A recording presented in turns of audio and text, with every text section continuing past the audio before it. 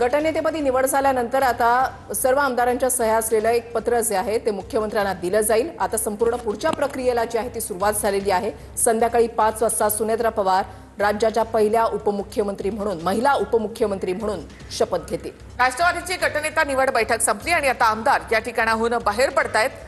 नेते या संदर्भात आता काय प्रतिक्रिया देतात याकडे आपलं लक्ष असेलच। मात्र सुनेत्रा पवार आता इथून बाहेर पडतायत।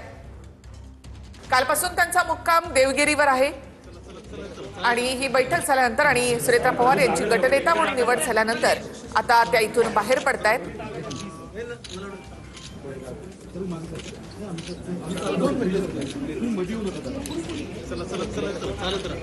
अजित पवार यांच्या निधनानंतर आता पुढे नेमकं पक्षाचं काय होणार?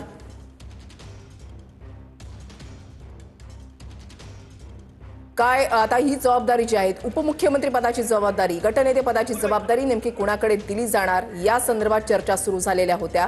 मात्र सुनेत्रा पवार यांची एकमतानं निवड झालेली आहे। त्यांचं नाव जे आहे ते सुरुवातीपासूनच चर्चेत होतं।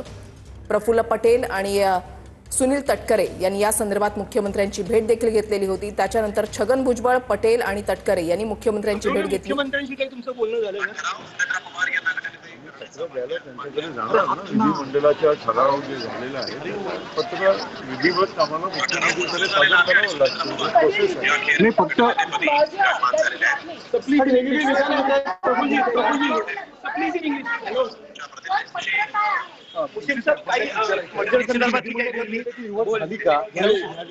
कुणाची निवड झाली करण्यात आली ताई पवार असं आणि कुणी अनुमोदन मांडलं ठराव मांडलं। राष्ट्रवादीच्या गटनेतेपदी सुनेत्रा पवार यांची निवड झाली आणि सुनेत्रा पवार या ठिकाणाहून निघाल्यात।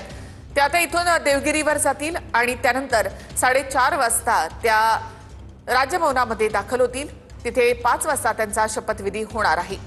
राजभवनामधल्या लोकभवन दरबारामध्ये शपथविधीचा कार्यक्रम जो आहे तो पार पडेल। संध्याकाळी 5ची वेळ आहे। मात्र त्याआधी 4:30 वाजता राष्ट्रवादीच्या सर्व आमदारांना लोकभवनामध्ये उपस्थित राहण्याच्या सूचना देण्यात आलेल्या आहेत। याआधी सुनेत्रा पवार यांनी राज्यसभेच्या खासदार म्हणून शपथ घेतलेली आहे आणि आज त्या महाराष्ट्राच्या नव्या महिला उपमुख्यमंत्री म्हणून शपथ घेतील। बारामती टेक्सटाईल कंपनीच्या त्या अध्यक्षा, शिक्षण क्षेत्रामध्ये सुद्धा त्यांचं खूप चांगलं योगदान जे आहे ते राहिलेलं आहे आणि त्यामुळेच त्यांच्या अनुभवाचा पुढच्या काळामध्ये मोठा फायदा सुद्धा होण्याची शक्यता जी आहे ती वर्तवली जाते।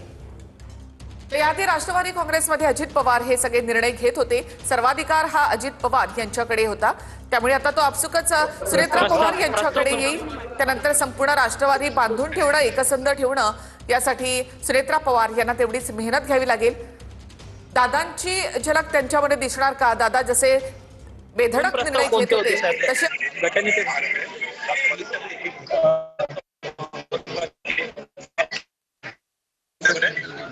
आवाज कमी करा साहेब। कोणत्या मला बोलता येणार नाही दुसरं कोणाकडे विचारा। पण सर तुम्ही प्रस्ताव मांडलेला आहे तर तो प्रस्ताव नाही। अरे त्यांनी अनुमोदन दिलं। राष्ट्रीय अध्यक्ष पदाबद्दल काही प्रस्ताव मांडण्यात आला। एकत्रीकरणा संदर्भात काही बोलणं झालंय काय नाही। आज फक्त विधिमंडळ जर थोडं थांबून जर खाली एकदा एक मिनिट तर खाली गाडी काय एकदम व्यवस्थित जरा एक गाडी सगळ्यांना मोबाईल खाली पुणे आग्रह धरणार। आज फक्त गटनेता निवडण्यात आलेला आहे। पक्षाचा राष्ट्रीय अध्यक्षासंदर्भात कोणतीही चर्चा नाही असं दिलीप वळसे पाटील यांनी म्हटलेलं आहे। एकाधिकार या संदर्भात देखील चर्चा नाही।